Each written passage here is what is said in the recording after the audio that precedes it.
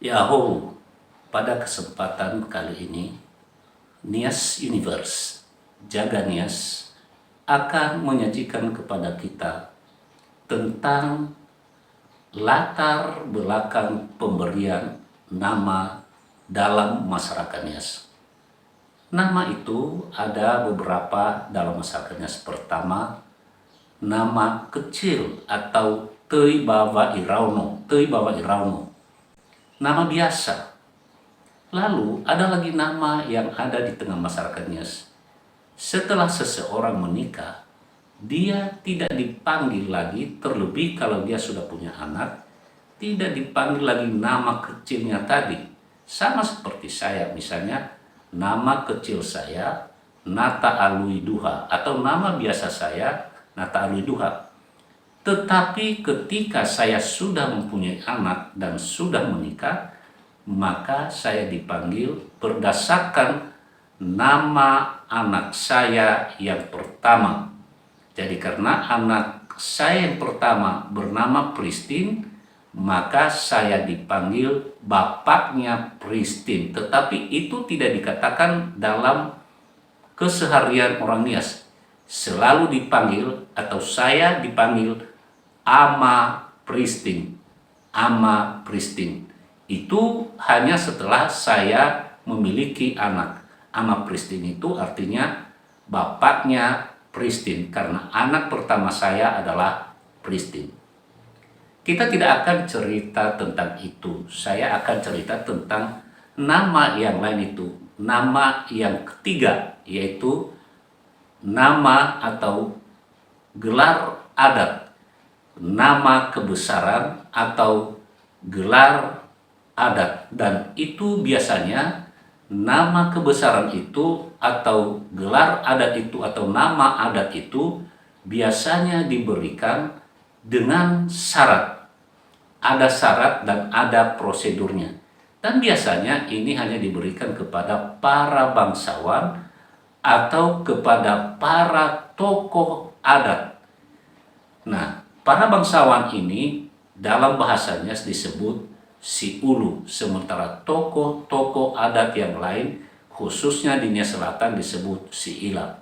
Di Nias Utara disebut balugu, ada juga istilah lain mereka sebut juga tuheneri dan lain sebagainya, atau salawat. Saya akan cerita tentang tradisi masyarakat khususnya di Teluk Dalam. Di Teluk Dalam itu karena kebetulan kemarin saya baru mendapat pertanyaan dari seorang mahasiswa S2 yang ada di Bali. Dia bertanya kepada saya begini, "Pak, apa latar belakang pemberian nama atau pemilihan nama para bangsawan atau siila khususnya di wilayah Teluk Dalam?" Nah, agar cerita saya itu juga dapat bermanfaat bagi orang lain, atau siapa tahu perlu bagi orang lain, saya yakin bahwa bermanfaat, maka saya bagikan pada channel Nias Universe yang saya asuh ini. Mengapa perlu saya bagikan ini? Agar generasi muda tidak salah atau memahami bagaimana pemberian nama di Pulau Nias. Khususnya nama gelar kebangsawanan atau gelar adat ketika seseorang mendapat pengakuan status sosialnya sebagai bangsawan, si ulu atau si ila. Nah, apa saja yang menjadi dasar pemberian nama tersebut? Apakah suka-suka atau bisa saja diberikan? Seseorang bisa saja memilih nama tertentu atau bisa saja diberikan kepada seseorang gelar adat tertentu. Nah, di masyarakat Nias tidaklah demikian. Untuk mendapatkan gelar adat itu atau nama kebesaran Teu Bawa Asebua, Teu Bawa Asi Ulu atau Teu Bawa Asi Ila, itu tidak diberikan suka-suka atau asal jadi. Nah, pertama dulu itu ada syaratnya. Syarat yang paling utama dan yang menjadi dasar dari pemberian nama itu adalah pertama, oleh karena jasanya. Jadi latar belakang atau dasar pemberian nama gelar adat itu pertama adalah oleh karena jasa seseorang, berjasa untuk desanya, berjasa untuk masyarakat di desanya, maka kemudian dia diberikan penghargaan gelar adat. Dan gelar adat itu diberikan pada satu upacara atau satu pesta adat yang disebut kalau di Nia Selatan atau Tebu Dalam disebut faulu. Jadi tidak ada si ulu kalau tidak ada faulu. Ada faulunya. Faulu itu adalah pesta pengakuan atau pesta peneguhan status, dan dalam pesta itu dianugerahkan nama atau gelar kebesaran secara adat kepada seseorang. Nah, jadi itu berdasarkan jasanya, ada jasanya. Nah, nama itu kemudian dari nama itu yang diberikan kepadanya tergambar apakah dia berjasa di desanya atau tidak. Kita ambil contoh nama yang oleh karena jasanya. Ada satu nama yang sangat berkesan kepada saya. Tuha Solare Tane. Tuha itu berarti yang di Pertuan Agung. Solare Tane. Solare artinya yang memperindah, yang mempercantik, yang menata. Nah, Tane adalah tanah atau bumi desanya. Artinya bapak ini, orang ini adalah dia yang mempercantik, dia yang menata kawasan atau perkampungan mereka, bumi mereka, tanah mereka. Jadi oleh karena itu, oleh karena jasanya menata perkampungan mereka, maka diberikanlah namanya Tuha Solare Tane. Itu kira-kira nama yang cocok kepadanya, yang dipilih kepadanya, yang diberikan kepadanya untuk menggambarkan jasanya pada masyarakat di desanya dan juga pada pembangunan dan penataan desanya. Ada lagi nama yang lain, misalnya Tuha Samairi atau Sangeri. Nah, ini juga menggambarkan bahwa dialah yang memelihara, dialah yang merawat desanya itu dan masyarakat di sana. Itu oleh karena jasanya di desanya. Itu yang pertama. Kedua, nama itu diberikan kepada seseorang oleh karena garis keturunan. Kalau tadi seseorang tadi sudah mendapatkan nama Tuha Solare Tane, maka anak-anaknya itu akan mendapat warisan nama atau gelar adat berikutnya, yaitu Tuha Solare Tane. Itu tidak akan diberikan kepada orang lain. Hanyalah anak-anak dari Tuha Solare Tane tadi yang bisa menyandang, yang bisa mendapat gelar adat atau nama kebesaran secara adat yang begituan, yaitu Tuha Solare Tane. Biasanya semua anak laki-lakinya itu bisa berhak mendapatkan. Siapa di antara mereka yang mampu melakukan peneguhan status sosialnya, maka dia akan diberikan nama dari keluarga itu, atau dari bapaknya itu, atau dari kakeknya, atau dari nenek moyangnya. Jadi Tuha Solare Tane tidak akan diberikan kepada orang lain. Nah, itu oleh karena garis keturunan. Jadi nama kebesaran itu diwariskan kepada anak-anak atau kepada keturunannya. Yang ketiga adalah nama yang diberikan untuk menggambarkan kuasa, wibawa, pengaruh, keagungan, kemuliaan.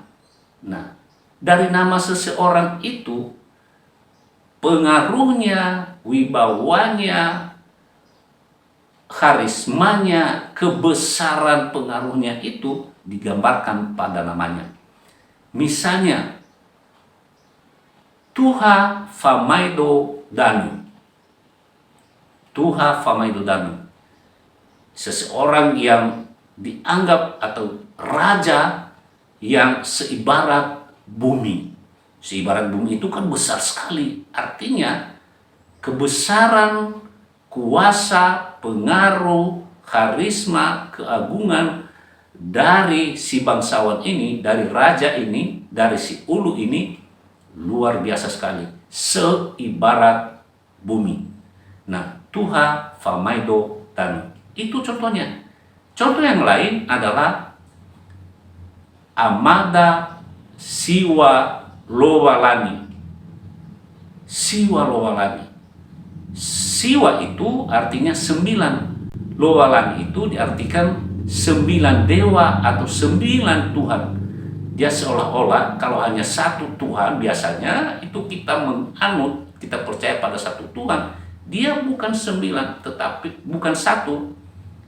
Kalau kita biasanya hanya memiliki satu Tuhan atau Lowalani, dia bukanlah satu Lowalani atau satu Tuhan atau satu dewa. Dia adalah 9 dewa. Pengaruhnya, kekuatannya, kuasanya, keagungannya adalah 9 atau setara dengan 9 dewa atau 9 Tuhan. Luar biasa sekali. Nah, itu untuk menggambarkan kuasa dan pengaruhnya. Itu yang ketiga. Yang keempat adalah nama yang diberikan kepada seseorang untuk menggambarkan keahlian, kecerdasan, kemampuan. Nah, ini sering sekali digambarkan apakah seseorang itu ahli atau tidak. Dan juga untuk menggambarkan karakter, sifat, serta perilaku seseorang tersebut. Untuk menggambarkan kepribadiannya. Menggambarkan kepribadian, menggambarkan sifat, sikap, kecerdasan, dan keahlian. Misalnya, Amada Sodraku Moyo. Moyo itu elang. Kalau dia dapat menangkap elang yang terbang tinggi, itu adalah orang yang hebat. Dan biasanya orang itu adalah orang yang memiliki ketangguhan, kemampuan luar biasa di desanya. Biasanya orang-orang ini memimpin peperangan di desanya. Biasanya orang-orang ini juga menjadi orang yang mengambil keputusan yang luar biasa, dan keputusannya adalah mutlak. Nah, Amada Sodraku Moyo itu biasanya orang-orang yang memiliki ketangguhan untuk membela perkampungannya dan masyarakat di desanya. Itu yang keempat. Yang kelima yaitu nama yang diberikan kepada seseorang untuk mengenang, untuk menggambarkan satu peristiwa tertentu. Peristiwa tertentu itu yang kemudian diabadikan melalui nama. Nama kebesaran secara adat atau gelar adat. Saya sangat terkesan pada satu nama di satu desa di Mainamele, yaitu Amada Dreu Hifo. Amada Dreu Hifo itu di desa Baufarono, atau yang kita kenal sekarang ini Hili Nawale Fau. Ini nama seorang bangsawan. Nama ini begitu terkesan kepada saya. Mengapa nama itu diberikan kepada almarhum? Ternyata nama itu diberikan oleh kakeknya untuk mengenang satu peristiwa kematian atau meninggalnya ibu dari Amada Dreu Hifo ini. Dreulifu ini adalah seorang bangsawan besar.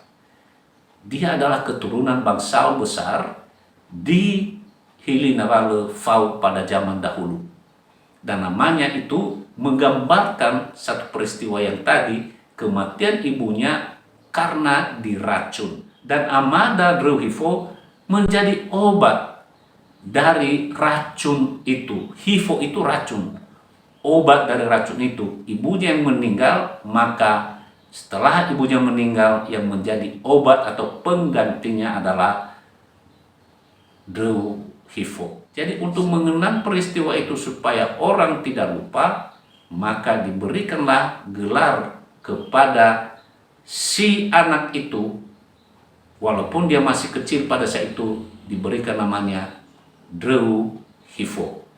Nah, jadi ada paling tidak 5 latar belakang atau dasar pemberian nama itu. Dan yang pertama sebagai landasan atau dasarnya adalah oleh karena jasa seseorang. Tidak diberikan saja kepada orang-orang tertentu kalau tidak ada jasanya. Pertanyaan yang sering juga muncul adalah, apakah nama gelar itu bisa diberikan kepada seseorang atau orang biasa? Ya bisa, tentu bisa kalau ada jasanya yang luar biasa di desanya. Maka diberikan nama gelar kebesaran secara adat kepadanya. Karena warga menghargai, memberikan pengakuan terhadap jasa-jasanya itu, dan akan diberikan nama ke dia. Setelah dia mendapatkan nama, maka anak-anaknya kemudian dapat mendapat nama itu. Dan sejak itu kemudian secara turun-temurun mereka disebut sebagai si ulu. Nah, karena sering sekali dikatakan di Teluk Dalam bahwa si ulu atau kebangsawanan itu tidak bisa dibeli dan tidak bisa dijual. Itu didapatkan oleh karena keturunan. Tetapi bahwa itu didapatkan oleh karena keturunan, ya. Tetapi kalau seseorang berjasa, karena itu tadi dasarnya, oleh karena jasanya, maka dia akan mendapatkan nama atau gelar adat. Dasarnya adalah jasa, bukan diberikan saja nama itu. Tidak ada artinya nama kebesaran adat itu kalau tidak ada jasa yang ditinggalkan, yang diberikan oleh seseorang di tengah masyarakatnya. Inilah dasar-dasar pemberian nama, khususnya para bangsawan dan juga tokoh adat. Semoga informasi ini bermanfaat bagi penonton. Saya menyadari bahwa saya bukanlah sumber atau narasumber yang menyajikan informasi yang secara mutlak benar. Pasti masih banyak informasi-informasi yang lain. Tetapi saya punya prinsip bahwa apa yang saya ketahui, saya bagikan kepada semua orang supaya dapat menjadi bahan pembelajaran dan bisa memahami kebudayaan Nias. Tentu orang lain juga dapat menyempurnakan informasi-informasi yang saya sajikan.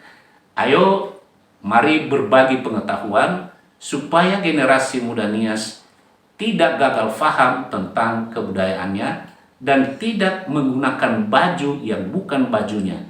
Jadi, pergunakanlah baju atau pakaian yang cocok untuk badanmu, jangan pakai pakaian yang bukan pakaianmu.